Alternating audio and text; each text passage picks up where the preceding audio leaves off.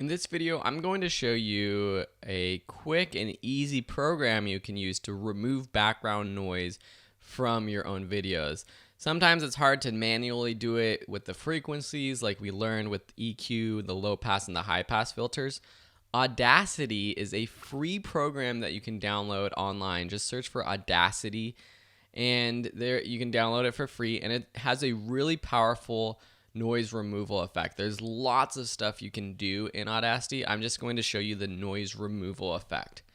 Open up Audacity once you've downloaded it, and then with any sort of audio track or even video, you can just drag and drop it right into Audacity. It's going to import the files, and then you will see a waveform for that file, and you can play through it. You can just click on this with your space bar or with your mouse and then press space bar to play, and you'll see levels bouncing up here. You can zoom in with this zoom tool right here. And to remove background noise, what you want to do is find a part of the clip that has no talking. So I'm going to go back to this little selection tool right here. Play right here. For all kinds of reasons, So you want a good chunk where there's no audio. So if you see no waveforms, something like this, click and drag over it, and that creates this selection. And then if you play through it, it just stops right there. So it just plays through the selection. I'm going to zoom in here even more and turn it up even louder to see what this sounds like. Make that selection again. There's just a little bit of background noise. It's very subtle, but you can hear it if you play it up loud.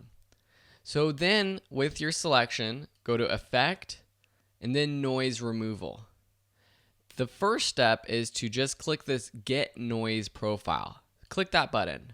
What happens is it sees our selection and it analyzes it to see all the frequencies that are playing. Then when we unclick this, let's zoom out with the zoom tool. You can right click to zoom out. Then with our selection tool, just select our entire clip right here just by clicking on the clip right over here on the top left. Then go to Effect, Noise Removal again. And now we have these preset settings that I think work really well, so I'm just going to leave those and click OK. It's going to remove the noise. Basically what it does is it takes those frequencies that we selected and it removes all of those from the entire clip. And so it doesn't do much for this clip, but it will if you have a lot of background noise. I mean, we were using a pretty professional setup, so we didn't have that much noise going on. But I want to show you what happens when, say we select this setting right here where Anthony's talking. We go to Effect, Noise Removal, Get Noise Profile, and then we select the entire clip. Then go back to Effect, Noise Removal, and then we say OK. It's going to remove all of those frequencies of Anthony's voice, and you'll see that these waveforms dramatically change. Dramatically goes down. If somebody does the Ice Bucket Challenge again, and it sounds so wacky. You would never want to do that. I just want to show you what's actually happening because you couldn't really tell when I was taking the sample where Anthony wasn't talking because there wasn't that much background noise. But trust me, if you have some wind in the background, if you have some loud buzzing or something like that, this can really help.